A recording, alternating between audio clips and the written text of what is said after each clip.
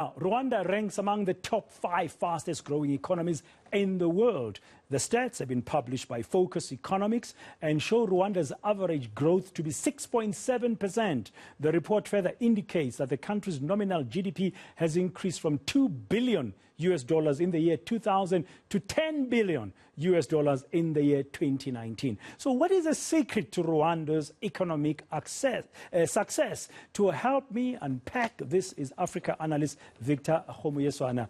Victor, good afternoon. Rwanda is like a beautiful African story. Each time you hear about it, when it comes to the economy, when it comes to connectivity, what is it? Let's just start there with a general question. What is it that they're getting right?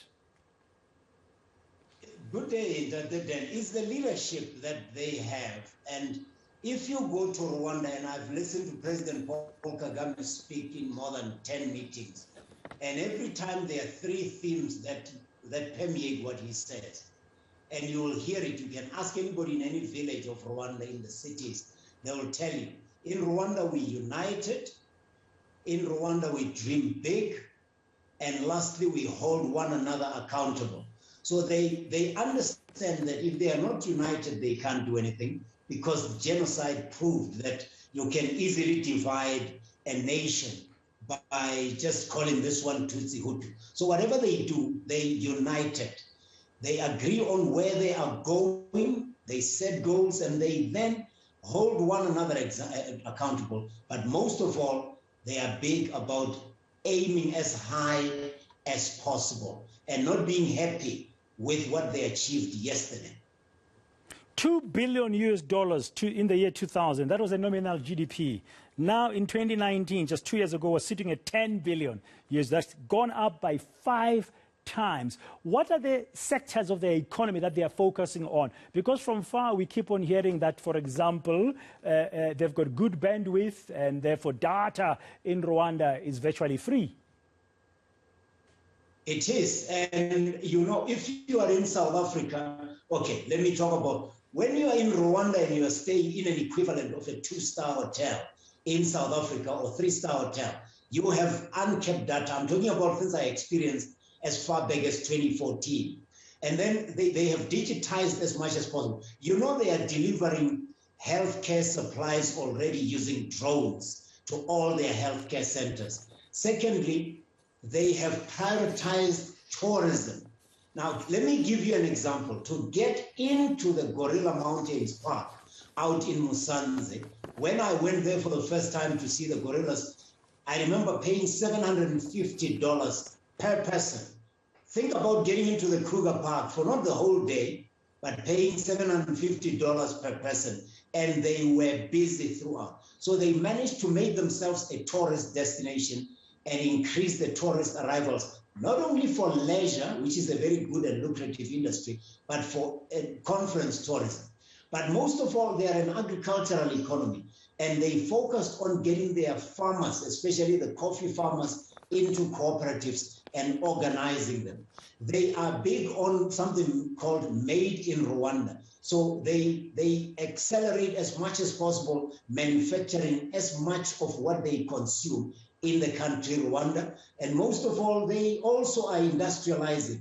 They build lots of food factories. They are doing just about everything to make sure that every little opportunity that they get. I was part of taking a cement factory into the country, for example, around 2013, 2014. So they are always trying to industrialize, and they took Volkswagen not so long ago. They set up a special economic zone just outside Kigali. They upgraded their airport, and they're building another one in Bugesera to make sure they take advantage of all that is happening in that country. But it's about those 3 things. They are united in everything they do.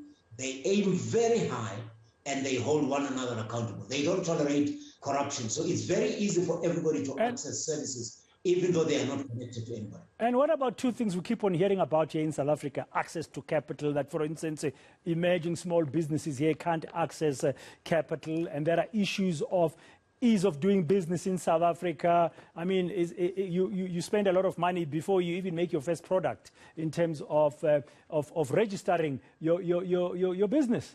How is it in Rwanda? Yes. Well, in Rwanda, I remember going there around 2010, and at the time, they were saying in 24 hours you can register a business. I went there 3 years later, and they were saying, no, you need 3 hours now.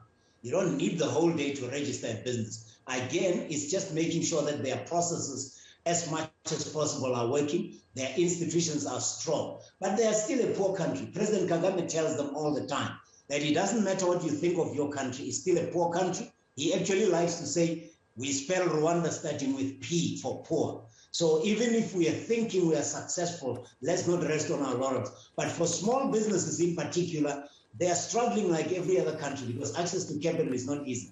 But they have a fund called Agachiro Fund, which is it's like a sovereign fund that they're building to try and finance as much as possible the infrastructure that businesses need. But they are a poor economy that's just trying harder. I don't think they have anything special. Remember, they're still very much donor funded. They like to say we don't depend as much on donor funding as we used to, but we at least know that we are improving every day. So for example, the coffee farmers, they partnered with Starbucks. So Starbucks came in to develop their farmers to teach them how to produce coffee to the standards that a multinational can buy. So some of the help for the entrepreneurs is not cash, it's in kind, but it helps them to get access to markets as well. But there they are struggling like everybody else. It's not like they're getting it right all the time. The economic growth is just the coordination on the national level, strengthening institutions and not tolerating corruption, but aiming as high as possible in those strategic sectors like industrialization,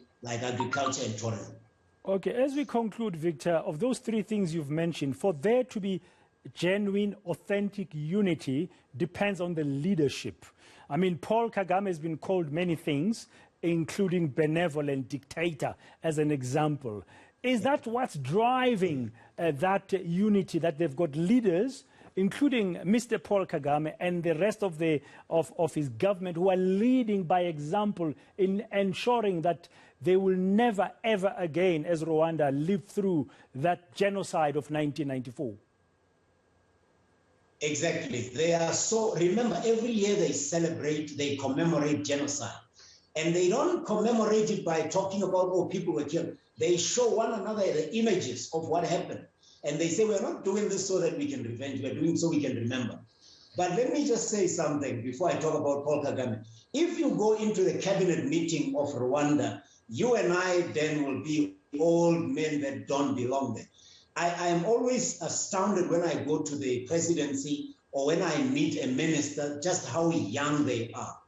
And just the involvement of women in there. So it's part of the leadership that they do that. But just talking about Paul Kagame quickly, he is somebody who's going to ask you, okay, then, do you agree with me that we are going this way? You say yes. Do you agree that you will deliver the following outcomes or outputs? You say yes. Do you agree that I will check on you on a monthly basis and I will not tolerate any slacking?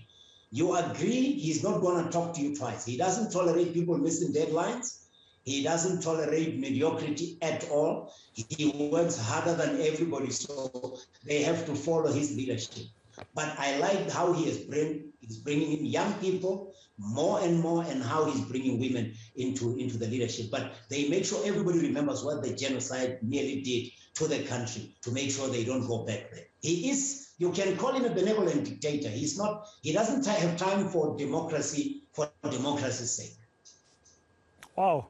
Thank you very much, Victor Homoyeswana, for your insights and some information. I mean, Rwanda is like a miracle, so to speak, that's happening on our continent, currently ranking among the top 5 fastest growing economies in the world. I mean, the average economic growth currently is 6.7%.